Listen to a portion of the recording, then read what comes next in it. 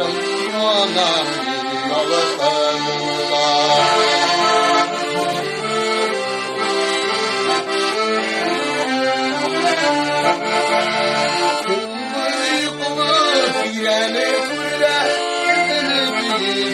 Atmışlar, yıkılır ilerletmede, önümüzde atmışlar.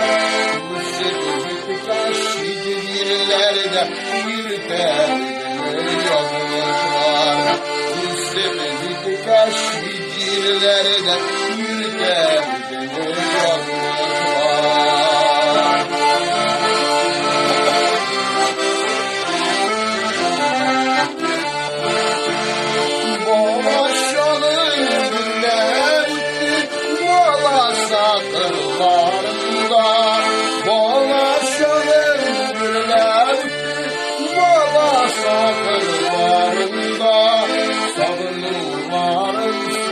Sağışlarım bulunurlarında,